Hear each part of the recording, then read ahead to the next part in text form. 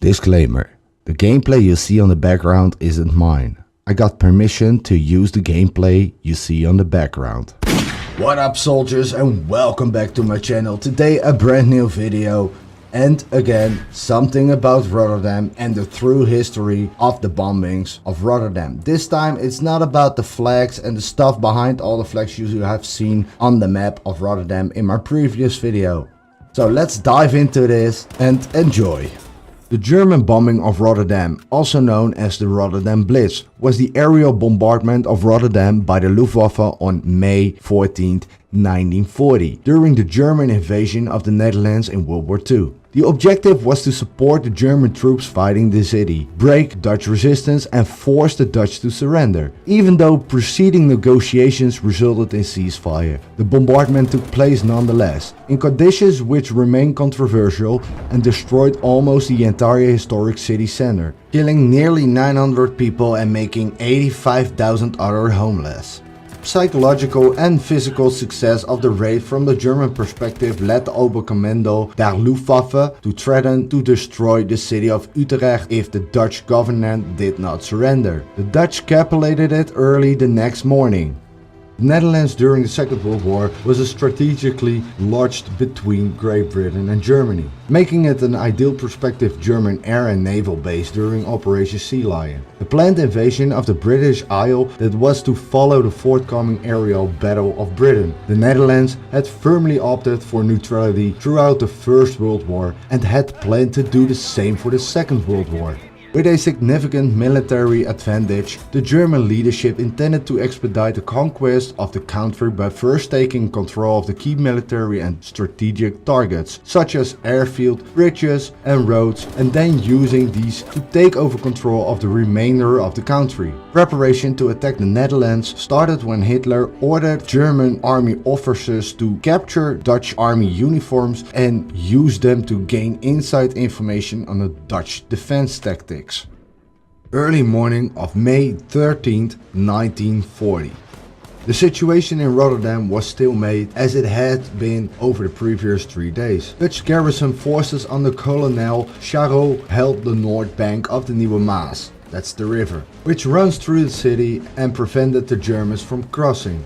German forces included air landing and airborne forces of the General Student and newly arrived ground forces under General Smith, based on the 9th Panzer Division and the Leibstandarde, a motorized SS regiment. A Dutch counterattack led by a Dutch marine company had failed to recapture the Willemsbrug, aka the traffic bridge. Several efforts by the Dutch Army Aviation Brigade to destroy the bridge has failed as well. Early morning, May 14th. Hitler issued his Weisung No. 11. Concerning the Dutch theater of operation, he said the following: "The resistance capability of the Dutch army has proved to be stronger than expected. Political as well as military reasons demanded that the resistance is broken as soon as possible. It is the task of the army to capture the Fortress Holland by committing enough forces from the south, combined with an attack on the east front. In addition to that, the Air Force must, while weakening the forces that up till now have supported the 6th Army, facilitate the rapid fall of Fortress Holland." General Schmidt had planned a combined assault the next day, using tanks of the 9th Panzer, supported by flamethrowers, SS troops and combat engineers.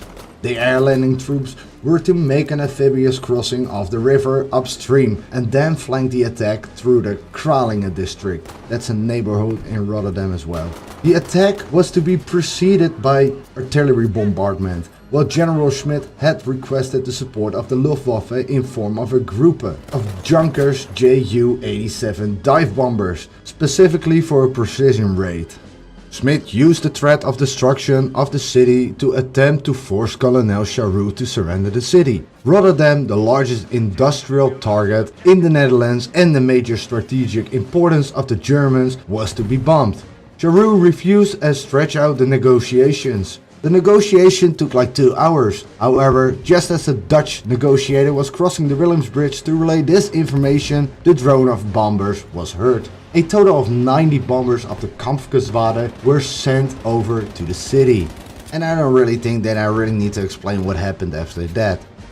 World War II changed the whole city. Changed the whole city from what it was to what it is now. And the evolution of the city, I think Rotterdam has become even better and even bigger than it already was. Despite what happened in World War II, because that was tragic, really tragic.